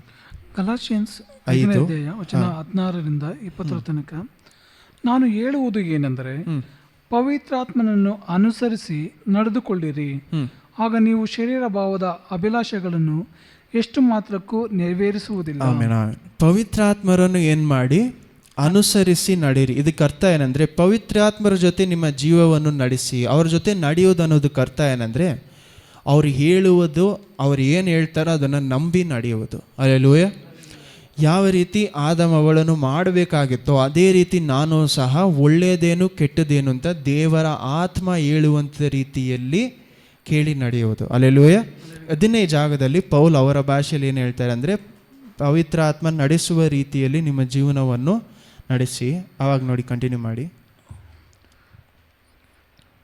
ಯಾಕೆಂದರೆ ಶರೀರ ಭಾವವು ಅಭಿಲಾಷಿಸುವುದು ಆತ್ಮನಿಗೆ ವಿರೋಧವಾಗಿ ಇದೆ. ಇನ್ನು 16 ಇನ್ನೊಂದ್ಸತಿ 16. ನಾನು ಹೇಳುವುದೇನೆಂದರೆ, ಪವಿತ್ರಾತ್ಮನನ್ನು ಅನುಸರಿಸಿ ನಡೆದುಕೊಳ್ಳಿರಿ, ಪವಿತ್ರಾತ್ಮರನ್ನು ಅನುಸರಿಸಿ ನಡೆದುಕೊಳ್ಳಿರಿ, ಆಗ ನೀವು ಶರೀರ ಭಾವದ ಅಭಿಲಾಷೆಗಳನ್ನು ಆಸೆಗಳನ್ನ ಎಷ್ಟು ಮಾತ್ರಕ್ಕೂ ನೆರವೇರಿಸುವುದಿಲ್ಲ. ಪವಿತ್ರಾತ್ಮ ಏನು ಒಳ್ಳೆಯದು ಕೆಟ್ಟದು ಅಂತ ಹೇಳ್ತಾರೋ, ಯಾವ ರೀತಿ ಆದಾಮ ಅವಳಿಗೆ ಹೇಳ್ತಾರೆ ಅದೇ ರೀತಿ ನಮಗೂ ಹೇಳುವಾಗ ಅದನ್ನು ನಾನು ಕೇಳಿ ನಡೆದುಕೊಂಡರೆ ನಾನು ಸಹ ನನ್ನ ಮಾಂಸ ಹೇಳುವಂಥ ವಿಷಯಗಳನ್ನು ನಾನು ಏನು ಮಾಡೋದಿಲ್ಲ. ಪೌಲ್ ಅದನ್ನೇ ಹೇಳ್ತಾರೆ. ಅಲ್ಲೆಲೂಯ. ಕಂಟಿನ್ಯೂ ಮಾಡಿ 17. ಯಾಕೆಂದರೆ ಶರೀರ ಭಾವವು ಅಭಿಲಾಷಿಸುವುದು ಆತ್ಮನಿಗೆ ವಿರೋಧವಾಗಿ ಇದೆ, ಆತ್ಮನು ಅಭಿಲಾಷಿಸುವುದು ಶರೀರ ಭಾವಕ್ಕೆ ವಿರೋಧವಾಗಿ ಇದೆ. ಆತ್ಮ ಬೇಕನ್ನುವುದು ಶರೀರ ಬೇಡ ಅನ್ನತ್ತೆ, ಶರೀರ ಬೇಕನ್ನುವುದು ಆತ್ಮ ಬೇಡ. ಇದು ಎರಡು ಏನಾಗಿದೆ? ವಿರುದ್ಧವಾಗಿದೆ. ನೀವು ಮಾಡಲಿಚ್ಛಿಸುವುದನ್ನು ಮಾಡದಂತೆ, ನೀವು ಮಾಡಲು ಆಸೆ ಪಡುವಂತ ವಿಷಯಗಳನ್ನು ಮಾಡದಂತೆ ಇವು ಒಂದಕ್ಕೊಂದು ಹೋರಾಡುತ್ತವೆ. ಅಲ್ಲೆಲೂಯ. ಆದರೆ ನೀವು ಆತ್ಮನಿಂದ ನಡೆಸಿಕೊಳ್ಳುವುದಾದರೆ, ಆತ್ಮದಿಂದ ನಡೆಸಲ್ಪಟ್ರೆ ನೇಮನಿಷ್ಠೆಗಳಿಗೆ ಅನೀರ್ಯನಲ್ಲ, ದೇವರ ನ್ಯಾಯ ತೀರ್ಪಿಗೆ ನೀವು ಇದಾಗುವುದಿಲ್ಲ ಅಂತಾರೆ. ಕಂಟಿನ್ಯೂ ಮಾಡಿ. ಶರೀರ ಭಾವದ ಕರ್ಮಗಳು ಪ್ರಸಿದ್ಧವಾಗಿವೆ. ಆಮೇನ್. ಒಂದು ನಿಮಿಷ. ನಾವು ಇದುವರೆಗೂ ನೋಡಿದ್ದೇನೆಂದರೆ, ನೀವು ಪವಿತ್ರಾತ್ಮರು ಏನು ಹೇಳ್ತಾರೋ ಅದನ್ನು ಕೇಳಿ ನಡೀತಾರೆ, ಮಾಂಸದ ವಿಷಯಗಳನ್ನು ನೀವು ಮಾಡುವುದಿಲ್ಲ. ಅಲ್ಲೆಲೂಯ. ಎಲ್ಲರೂ ಎದ್ದು ನಿಂತ್ಕೊಳ್ಳೋಣ. ಇದುವರೆಗೂ ಏನು ಹೇಳ್ತಾ ಇದ್ದಾರೆ? ನೀನು ದೇವರು ಹೇಳುವುದನ್ನು, ಪವಿತ್ರಾತ್ಮರು ಹೇಳುವುದನ್ನು ಕೇಳಿ ನಡೆದರೆ ನಿನ್ನ ಮಾಂಸ ಹೇಳುವುದನ್ನು ನೀನೇನು ಮಾಡಲ್ಲ, ನೆರವೇರಿಸಲ್ಲ. ಅದಕ್ಕೆ ಅರ್ಥ ಏನಂದರೆ, ಯಾವಾಗಲೂ ನಮ್ಮ ಒಳಗಡೆ 2 ಸ್ವರಗಳು ಇದೆ. ಯಾವ ಸ್ವರ? ಒಂದು ಮನಸ್ಸಾಕ್ಷಿ, ಪವಿತ್ರಾತ್ಮ ಹೇಳುವುದು, ಇನ್ನೊಂದೇನು? ಮಾಂಸ ಹೇಳುವುದು. ನಾವೆಲ್ಲರಿಗೂ ಗೊತ್ತು ಪವಿತ್ರಾತ್ಮರ ಫಲಗಳೇನೇನು ಅಂತ ಗೊತ್ತು. ಎಷ್ಟು 9 ವರಗಳಿದೆ, ಫಲಗಳಿದೆ. ಏನೆಲ್ಲ ಇದೆ? ಪ್ರೀತಿ, ಸಂತೋಷ, ಸಮಾಧಾನ, ದೀರ್ಘಶಾಂತಿ, ದಯೆ, ಉಪಕಾರ, ನಂಬಿಕೆ, ಸಾಧತ್ವ. ಅಲ್ಲೆಲೂಯ. ಪವಿತ್ರಾತ್ಮರ ಫಲಗಳು ಇಷ್ಟಿದೆ. ಮಾಂಸದ ಫಲಗಳೇನು? ಹೊಟ್ಟೆ ಕಿಚ್ಚು. ಓದಿ ಆ ವಾಕ್ಯವನ್ನು ಓದಿ, 19, 20, 21. ಶರೀರ ಭಾವದ ಕರ್ಮಗಳು, ಶರೀರ ಭಾವದ ಕರ್ಮಗಳು ಪ್ರಸಿದ್ಧವಾಗಿವೆ. ಫಲಗಳು ಇದೆ. ಯಾವುದೆಂದರೆ ಜಾರತ್ವ, ಬಂಡುತನ, ನಾಚಿಕೆಗೇಡುತನ, ಕಂಟಿನ್ಯೂ ಮಾಡಿ, ವಿಗ್ರಹಾರಾಧನೆ, ಮಾಟ, ಹಗೆತನ, ಜಗಳ, ಹೊಟ್ಟೆ ಕಿಚ್ಚು, ಸಿಟ್ಟು, ಕಕ್ಷೆಭೇದ, ಭಿನ್ನಮತ, ಮತ್ಸರ, ಕುಡುಕತನ, ದುಂದೋತನ, ಇಂಥವುಗಳೇ. ಅಲ್ಲೆಲೂಯ. 9 ಆತ್ಮದ ಫಲಗಳು ಇದೆ ಅಂದರೆ 14 ಮಾಂಸದ ಫಲಗಳು ಆ ಜಾಗದಲ್ಲಿದೆ. ಅಲ್ಲೆಲೂಯ. ಆತ್ಮದ ಫಲಗಳಿಗೆ ನೀವೆಷ್ಟು ಫೋಕಸ್ ಮಾಡ್ತೀರೋ ಅಷ್ಟೇ ಯಾವ ಕಡೆ ನೀವು ನೋಡಬೇಕು, ಮಾಂಸದ ಫಲಗಳು ನನ್ನಲ್ಲಿ ಬೆಳೀತಾ ಇದೆಯಾ. ಆತ್ಮದ ಫಲ ಮಾತ್ರ ನೋಡಬೇಡಿ, ಮಾಂಸದ ಫಲ ನನ್ನಲ್ಲಿ ಇದೆಯಾ. ನನ್ನಲ್ಲಿ ದೇವರಿಗೆ ದುಃಖ ಓಡಿಸುವಂಥ ವಿಷಯಗಳು ಉಂಟು ಅಂತ ತನ್ನನ್ನು ತಾನು ಪರೀಕ್ಷೆ ಮಾಡ್ಕೊಬೇಕು. ಅಲ್ಲೆಲೂಯ. ಅದಕ್ಕೆ ಅರ್ಥ ಏನಂದರೆ, ಮಾಂಸದ ಫಲಗಳು ನನ್ನಲ್ಲಿ ಇದೆಯಾ. ಯಾಕಂದರೆ ಮಾಂಸದ ಫಲ ಯಾವಾಗ ಬರುತ್ತೆ? ಮಾಂಸ ಹೇಳುವುದನ್ನು ಕೇಳಿ ನಡೆದರೆ ಮಾಂಸದ ಫಲ ಬರುತ್ತೆ. ಇದಕ್ಕೆಲ್ಲಿದೆ ಅಂದರೆ, ಗಲಾಷನ್ಸ್ 6 ಒಂದು ವಾಕ್ಯ ಓದಿ. ಒಂದಲ್ಲ, ಯಾವುದು ಅಂದರೆ ನೆನ್ನೆ ಇದು ಓದೋದಲ್ಲ, 7 ಓದಿ. ಗಲಾಷಿಯನ್ಸ್ 6ನೇ ಅಧ್ಯಾಯ 7, 8. 7 ಮತ್ತು 8. ಮೋಸ ಹೋಗಬೇಡಿರಿ, ದೇವರು ತಿರಸ್ಕಾರ ಸಹಿಸುವವರಲ್ಲ. ಮನುಷ್ಯನು ತಾನು ಏನು ಬಿತ್ತುತ್ತಾನೋ ಅದನ್ನೇ ಕೊಯ್ಯಬೇಕು. ತನ್ನ ಶರೀರ ಭಾವವನ್ನು ಕುರಿತು ಬಿತ್ತುವವನು, ಶರೀರದಲ್ಲಿ ತನ್ನ ಮಾಂಸ ಹೇಳುವುದನ್ನು ಕೇಳಿ ಅದರಲ್ಲಿ ಬಿತ್ತುವವನು ಆ ಭಾವದಿಂದ ನಾಶನವನ್ನು ಕೊಯ್ಯುವನು. ಆತ್ಮನನ್ನು ಕುರಿತು ಬಿತ್ತುವವನು ಆತ್ಮನಿಂದ ನಿತ್ಯ ಜೀವವನ್ನು ಕೊಯ್ಯುವನು. ನಾವೇ ನೀವು ಮಾಂಸದಲ್ಲಿ ಬಿತ್ತನೆ ಮಾಡಿದರೆ, ನಿಮ್ಮ ಮಾಂಸದ ಒಳಗಡೆ ಅದ್ರ ಮೇಲೆ ಬಿತ್ತನೆ ಮಾಡಿದರೆ ನೀವೇನು ಮಾಡ್ತೀರಾ ಅಂತೆ? ಸಾವನ್ನು ತಗೊಳ್ತಾ ಇದ್ದೀರ, ಆಚೆಗೆ ವಾಪಸ್ ಫಲವಾಗಿ ಪಡ್ಕೊಳ್ತಾ ಇದ್ದೀರ. ಆ ಫಲ ಯಾವ ರೀತಿ ಎಲ್ಲ ತೋರಿಸುತ್ತೆ? ನಿಮ್ಮ ಆತ್ಮ ಸಾಯುವುದು ಎಲ್ಲೆಲ್ಲ ತೋರಿಸುತ್ತೆ ಅಂದರೆ, ಆ 14 ಫಲಗಳು ನಿಮ್ಮಲ್ಲಿ ತೋರಿಸ್ಕೊಳ್ಳುತ್ತೆ. ಅಲ್ಲೆಲೂಯ. ನೀವು ಇದೇ ಆತ್ಮದಲ್ಲಿ ಇದನ್ನು ನೀವು ಮಾಡುವಾಗ ಏನು ತೋರಿಸುತ್ತಂತೆ? ನಿತ್ಯ ಜೀವದಲ್ಲಿ, ಅಂದರೆ ನಿಮ್ಮ ಆತ್ಮ ಏನಾಗುತ್ತೆ? ಜೀವಗೊಳ್ತಾ ಇದೆ ಜಾಗದಲ್ಲಿ. ಅಲ್ಲೆಲೂಯ. ದೇವರು ಆ ಒಂದು ಮರದಿಂದ ಅವ್ರನ್ನ ಸ್ಟಾಪ್ ಮಾಡಿದ್ದು ಎಲ್ಲಿ? ನಿತ್ಯ ಜೀವದ ಮರದಿಂದ ಅವ್ರಿಗೆ ಸ್ಟಾಪ್ ಮಾಡಿದ್ದು ಏನಕ್ಕೆ? ಆತ್ಮ ಸಂಪೂರ್ಣವಾಗಿ ಯಾವಾಗಲೂ ಇದೇ ರೀತಿ ಇದ್ದರೆ ಪಾಪದಲ್ಲೇ ನಾವು ಇದು ಬಿಡ್ತೀವಿ. ದೇವರು ನಮ್ಮನ್ನು ಆ ಒಂದು ಮರದಿಂದ ದೂರ ಇಟ್ಟಿದ್ದು, ಸಾವು ಅನ್ನೋದಿದ್ರೂ ಪರವಾಗಿಲ್ಲ ಅಂತ ನಮ್ಮನ್ನು ದೂರ ಇಟ್ಟಿದ್ದಕ್ಕೆ ಕಾರಣ ಈ ಪಾಪದಿಂದ ನಮ್ಮನ್ನು ಆಚೆ ತರಬೇಕು. ನಿತ್ಯ ಜೀವ ಪಡ್ಕೊಳ್ಳಿ. ನಿತ್ಯ ಜೀವ ಅಂದರೆ ಆ ನಿತ್ಯ ಜೀವದ ಮರವನ್ನು ನಾವೇನು ಮಾಡ್ತೀವಂತೆ? ಬರುವಂಥ ಕಾಲದಲ್ಲಿ ನಮಗೆ ಸಿಗುತ್ತೆ. ಆದರೆ ಈ ಕಾಲದಲ್ಲಿ ನಮಗೆ ಸ್ಟಾಪ್ ಮಾಡಿರೋದಕ್ಕೆ ಕಾರಣ ಇದೆ. ಆತ್ಮ ಅನ್ನೋದು ಈ ಮಾಂಸ ಕೆಟ್ಟೋಗಿದೆ, ಈ ಮಾಂಸವನ್ನು ಚೇಂಜ್ ಮಾಡಬೇಕು. ಅಲ್ಲೆಲೂಯ. ಸೊ ನಾವು ಎಲ್ಲಿ ಬಿತ್ತನೆ ಮಾಡ್ತಾ ಇದ್ದೀವಿ ಅಂತ ನಾವು ಆಲೋಚನೆ ಮಾಡಿ ನೋಡಬೇಕು. ಅಲ್ಲೆಲೂಯ. ನಾವು 2 ವಿಷಯಗಳು ನೋಡಿದ್ವಿ, ಮೇನ್ ಇದೆ. ಗಲಾಷನ್ಸ್ 5, 16ರಿಂದ ನೀವು 21ವರೆಗೂ ನೋಡಬೇಕಾದ್ರೆ ಮಾಂಸದ ಫಲಗಳು ನಿಮಗೆ ತೋರಿಸಲ್ಪಡ್ತಾ ಇದೆ. ಆತ್ಮದ ಫಲಗಳಿಗೆ ಎಷ್ಟು ನೀವು ಪ್ರಯತ್ನ ಪಟ್ಟು ನೀವು ಅದರಲ್ಲಿ ನೋಡ್ತಾ ಇದ್ದೀರೋ, ಫಲಗಳನ್ನು ಶೋಧನೆ ಮಾಡ್ತಾ ಇದ್ದೀರೋ, ಮಾಂಸದ ಫಲಗಳನ್ನು ಸಹ ನೀವೇನು ಮಾಡಬೇಕು? ಶೋಧನೆ ಮಾಡಿ ನೋಡಬೇಕು. ಯಾಕಂದರೆ ಮಾಂಸದ ನಾನು ಕೇಳ್ತಾ ಇದ್ದೀನ ಇಲ್ವಾ ಅಂತ ನಾನು ಶೋಧನೆ ಮಾಡೋದು ಕಷ್ಟ. ಎಷ್ಟೋ ವಿಷಯಗಳು ನಮ್ಮ ಜೀವನದಲ್ಲಿ ನಾವು ಮುಗಿಸ್ತಾ ಇದ್ದೀನಿ. ಎಷ್ಟೋ ವಿಷಯಗಳು ನಮ್ಮ ಜೀವನದಲ್ಲಿ ನಾವು ಮಾಡುವಾಗ ಅದು ದೇವರು ಹೇಳ್ತಾ ಇದ್ದಾರಾ, ಮಾಂಸ ಹೇಳ್ತಾ ಇದೆ ಅಂತ ನಮಗೆ ಗೊತ್ತಾಗಲ್ಲ. ಇವಾಗ ನಾನು ತಿಂತಾ ಇರೋವಂಥ ಊಟ ದೇವ್ರು ಹೇಳಿದ, ಮಾಂಸ ಹೇಳಿದ ಅಂತ ನನಗೆ ಎಕ್ಸಾಂಪಲ್ ಕೇಳ್ತೇವೆ. ಆದರೆ ಆ ಒಂದು ವಿಷಯ ಯಾವಾಗ ಗೊತ್ತಾಗುತ್ತೆ ಅಂದರೆ, ಅದರ ಮೂಲಕ ಬರುವಂಥ ಫಲದ ಮೂಲಕ ಗೊತ್ತಾಗುತ್ತೆ. ಇದು ದೇವರು ಆತ್ಮ ಹೇಳಿದ್ದ ಅಥವಾ ಮಾಂಸ ಹೇಳಿದ ಅಂತ. ಅಲ್ಲೆಲೂಯ. ಮಾಂಸಕ್ಕೆ ಜೊತೆಯಲ್ಲಿ ಯಾರು ಬರ್ತಾರೆ? ಪಿಶಾಚಿ. ನಿಮ್ಮ ಮನಸ್ಸಾಕ್ಷಿಗೆ ಜೊತೆಯಲ್ಲಿ ಯಾರು ಬರೋದು? ಪವಿತ್ರಾತ್ಮ. ಅಲ್ಲೆಲೂಯ. ನಿಮ್ಮ ಮನಸ್ಸು, ಮನಸ್ಸಾಕ್ಷಿ, ನಿಮ್ಮ ಆತ್ಮಕ್ಕೆ ಜೊತೆ ಯಾರು? ಪವಿತ್ರಾತ್ಮ. ನಿಮ್ಮ ಮಾಂಸಕ್ಕೆ ಜೊತೆ ಯಾರು? ಪಿಶಾಚಿಯಾಗಿರು. ಪಿಶಾಚಿ ಆತ್ಮಗಳು. ಅಲ್ಲೆಲ್ಲೂಯೆ. ನಾವು ಯಾವಾಗ ಹೇಳ್ತೀವಿ ಪಿಶಾಚ ಒಬ್ಬನಲ್ಲ, ಅವನೇ ಎಲ್ಲ ಜಾಗದಲ್ಲಿ ಎಲ್ಲ. ಪಿಶಾಚ ಆತ್ಮಗಳಿದೆ. ಸೊ ಎಲ್ಲರಿಗೂ ಒಂದೇ ರೀತಿಯಾದ ಒಂದು ವಿಷಯ ಒಬ್ಬೊಬ್ರಿಗೂ ಒಂದೊಂದು ರೀತಿಯಾದ ಬಲಹೀನತೆಗಳಿದೆ. ಅಲ್ಲೆಲ್ಲೂಯೆ. ಆದರೆ ಅದು ಎಲ್ಲಿ ಪರಿಶೋಧನೆ ಮಾಡಿ ನೋಡಬೇಕು? ಫಲಗಳಲ್ಲಿ. ಒಳ್ಳೆ ಮರ ಕೆಟ್ಟ ಫಲ ಕೊಡುವುದಕ್ಕೆ ಸಾಧ್ಯ ಇಲ್ಲ. ಮೇನ್ ಮರ ಚೆನ್ನಾಗಿರುತ್ತೆ, ಕೊಂಬೆಗಳೇನಾಗಿರುತ್ತೆ? ಕೆಟ್ಟೋಗಿರೋದು. ಮರ ಚೆನ್ನಾಗಿದೆ, ಯಾಕೆಂದರೆ ಮರ ಯಾರು ನಮಗೆ? ಯೇಸು ಕ್ರಿಸ್ತು. ಅಲ್ಲೆಲ್ಲೂಯೆ. ನಾವೆಲ್ಲರೂ ಏನಾಗಿದ್ದೀವಿ? ಕೊಂಬೆಗಳಾಗಿದ್ದೀವಿ. ಒಳ್ಳೆ ಫಲ ಕೊಡುವಂಥ ಕೊಂಬೆಗಳನ್ನು ದೇವರು ಏನು ಮಾಡ್ತಾರಂತೆ? ದೇವರೇ ಆ ತೋಟಗಾರರು ಅವ್ರು ಏನು ಮಾಡ್ತಾರಂತೆ? ಕಡದಂದರೆ ಸ್ವಲ್ಪ ಸ್ವಲ್ಪ ಕಟ್ ಮಾಡಿ ನೋಡ್ತಾರಂತೆ. ಕಟ್ ಮಾಡಿದ್ಮೇಲೆ ಚೆನ್ನಾಗಿ ಫಲ ಕೊಡುತ್ತಾ, ಪ್ರೂನ್ ಅಂತ ಹೇಳ್ತಾರೆ ಇಂಗ್ಲೀಷಲ್ಲಿ ಅದಕ್ಕೆ. ಕೆಟ್ಟ ಫಲಗಳೆಲ್ಲವನ್ನ ಏನು ಮಾಡ್ತಾರೆ? ಕಟ್ ಮಾಡಿ ಬಿಸಾಕಿ ಒಳ್ಳೆ ಫಲಗಳು ಆ ಜಾಗದಲ್ಲಿ ಬರುತ್ತಾ ಅಂತ ಶೋಧನೆ ಮಾಡ್ತಾರೆ. ಕಟ್ ಮಾಡಿ ಬಿಸಾಕೋದು ಲಾಸ್ಟಲ್ಲಿ. ಆದರೆ ಎಲ್ಲ ಅದೆಷ್ಟು ಎಷ್ಟು ಚಾನ್ಸ್ ಕೊಡಬೇಕು ಅಷ್ಟು ಏನು ಮಾಡ್ತಾರೆ ಅದಕ್ಕೆ ಚಾನ್ಸ್. ಯಾಕಂದರೆ ತೋಟಗಾರ ಯಾರು? ಯೇಸು ಕ್ರಿಸ್ತು. ಅಲ್ಲೆಲ್ಲೂಯಾ. ತೋಟಗಾರರು ಯೇಸು ಕ್ರಿಸ್ತು ಆಗಿರೋದ್ರಿಂದ ನೀವೇನೆಲ್ಲ ನಿಮ್ಮ ಜೀವನದಲ್ಲಿ ಕಷ್ಟಪಟ್ಟಿದ್ದೀರೋ ಎಲ್ಲ ಕಷ್ಟಗಳನ್ನು ಯಾರು ಅನುಭವಿಸಿದಾರಂತೆ? ಯೇಸು ಕ್ರಿಸ್ತು. ನಿಮ್ಮ ಕಷ್ಟ ಗೊತ್ತಿಲ್ಲದೆ ಹೀಬ್ರೂಸಲ್ಲಿದೆ, ಇಬ್ರಿಯರು ಬರೆದಂಥ ಇದಲ್ಲಿದೆ, ನಿಮ್ಮ ಕಷ್ಟಗಳು ಏನಂತ ಗೊತ್ತಿಲ್ಲದೆ ಇರುವಂಥ ಯಾಜಕರು ನಿಮಗಿಲ್ಲ. ನೀವೇನೆಲ್ಲ ಕಷ್ಟಪಟ್ಟಿದ್ದೀರೋ ಎಲ್ಲ ಕಷ್ಟಗಳು ಅನುಭವಿಸಿರುವಂಥ ಯೇಸು ಕ್ರಿಸ್ತು ನಿಮಗೋಸ್ಕರ ಯಾಜಕರಾಗಿ ಇದ್ದಾರೆ. ಅಲ್ಲೆಲ್ಲೂಯ. ಅಂಥ ದೇವರು ಇರಬೇಕಾದ್ರೆ ನಿಮ್ಮ ಎಲ್ಲ ಕಷ್ಟಗಳು ಅವ್ರಿಗೇನಾಗುತ್ತೆ? ಅರ್ಥ ಆಗುತ್ತೆ. ಓಕೆ. ಎಲ್ಲ ಕಷ್ಟಗಳು ಅರ್ಥ ಮಾಡಿಕೊಳ್ಳುವಂಥ ದೇವರು ಯೇಸು ಕ್ರಿಸ್ತು ನಿಮಗೆ ಇರುವಾಗ ನಿಮ್ಮ ಕಷ್ಟಗಳನ್ನು ಅವರಿಗೆ ತಿಳಿಸ್ಬೋದು. ಅವ್ರು ನಿಮ್ಮ ಬಲಹೀನತೆ ಅವರಿಗೆ ಗೊತ್ತು. ನಿಮಗೆ ಮೀರಿ, ನಿಮ್ಮ ಬಲವನ್ನು ಮೀರಿ ದೇವರು ನಿಮಗೇನು ಮಾಡಲ್ಲ ಅಂತ ಶೋಧನೆ ಕೊಡೋದಿಲ್ಲ. ಮನುಷ್ಯರಿಗೆ ಬರದೇ ಇರುವಂಥ ಶೋಧನೆ ನಿಮಗೆ ಬಂದಿಲ್ಲ. ಅದಕ್ಕೆ ಏನು ಹೇಳ್ತಾರೆ ಪೌಲು? ದೃಢಗೊಳ್ಳಿರಿ, ಲೋಕವನ್ನು ಜಯಿಸಿದ ಯೇಸು ಕ್ರಿಸ್ತು ನಮ್ಮ ಜೊತೆಯಲ್ಲಿದ್ದಾರೆ ಅಂತ. ಅಲ್ಲೆಲ್ಲೂಯ. ಮನೇಲಿ ಹೋಗಿ ಈ ವಾಕ್ಯಗಳೆಲ್ಲ ರೆಫರೆನ್ಸ್ ಇದೆ, ಮನೇಲಿ ಹೋಗಿ ಓದ್ಕೊಳ್ಳಿ. ಕಣ್ಗಳು ಮುಚ್ಚಿ ಪ್ರಾರ್ಥಿಸೋಣ. ಯೇಸುವೇ, ನಮಗೆ ಸ್ತೋತ್ರ ಸ್ತೋತ್ರ ಸ್ತೋತ್ರ. ನೀವು ಒಳ್ಳೆಯವರು, ನಮ್ಮ ಕೃಪೆ ಸದಾ ಕಾಲದಕ್ಕಾಗಿ ಸ್ತೋತ್ರ.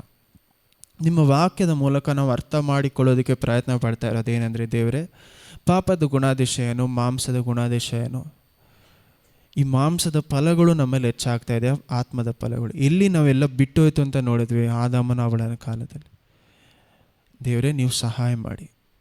ಒಳ್ಳೇದೇನು ಕೆಟ್ಟದೇನು ಅಂತ ನಮ್ಮ ಮಾಂಸಕ್ಕೆ, ಮನಸ್ಸಾಕ್ಷಿಗೆ ಎಷ್ಟೋ ಸತಿ ಮಾಂಸ ಗೊತ್ತಾಗಲ್ಲ ದೇವರೇ ಒಳ್ಳೇದೇನು ಕೆಟ್ಟದೇನು ಅಂತ. ನಿಮ್ಮ ಆತ್ಮವನ್ನು ಕಳೆದುಕೊಂಡು ನಮ್ಮ ಮನಸ್ಸಾಕ್ಷಿ ಸತ್ತೋಗಿತ್ತು. ಆದರೆ ಆ ಮನಸ್ಸಾಕ್ಷಿಯನ್ನು ನೀವು ತಿರುಗಿ ಎಬ್ಬಿಸಿದ್ದೀರಾ. ನಿಮ್ಮ ಆತ್ಮವನ್ನು ಕೊಟ್ಟು ನಮ್ಮನ್ನು ಪರಿಶುದ್ಧಗೊಳಿಸಿ ಪುನರುತ್ಥಾನಗೊಳಿಸಿದ್ದೀರಾ. ಅದಕ್ಕಾಗಿ ಸ್ತೋತ್ರ. ಪುನರುತ್ಥಾನ ಹೊಂದಿರುವಂಥ ಈ ಆತ್ಮ, ನಾನು ಮಾಂಸದಲ್ಲೇ ಬಿತ್ತನೆ ಮಾಡ್ತಾ ಇದ್ದರೆ ಆತ್ಮ ತಿರುಗಿ ಸತ್ತೋಗುತ್ತೆ. ಆ ರೀತಿ ಮಾಡೋದಂತೆ. ಯಾಕಂದ್ರೆ ನಾವು ಏನು ಬಿತ್ತನೆ ಮಾಡ್ತೀವೋ ಅದನ್ನೇ ಕೊಯ್ತೀವಿ ಅಂತ ಹೇಳ್ತೀರ.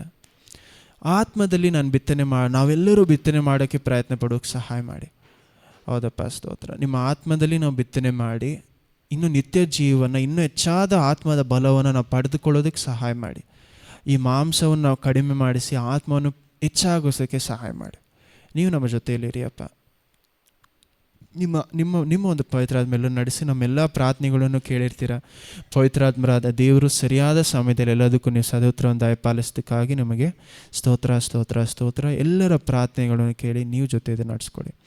ತಂದೆಯಾದ ದೇವರ ಪ್ರೀತಿಯೋ, ಯೇಸು ಕ್ರಿಸ್ತುವಿನ ಕೃಪೆಯೋ, ಪವಿತ್ರಾತ್ಮರ ಅನ್ಯೋನ್ಯತೆ ಐಕ್ಯತೆ ನಮ್ಮೆಲ್ಲರ ಜೊತೆಯನ್ನು ಸದಾ ಕಾಲಕ್ಕೂ ಇದ್ದು ಆದಪ್ಪ ಸ್ತೋತ್ರ. ಸರಿಯಾದ ಸಮಯದೆಲ್ಲ ನೆರವೇರಿಸಿಕೊಟ್ಟು ನಡೆಸಿದ್ದಕ್ಕಾಗಿ ನಮಗೆ ಸ್ತೋತ್ರ. ಯೇಸುವಿನ ನಾಮದಲ್ಲಿ ಎಲ್ಲವನ್ನು ಬೇಡಿದ ತಂದೆಯೇ. ಆಮೇನ್ ಆಮೇನ್.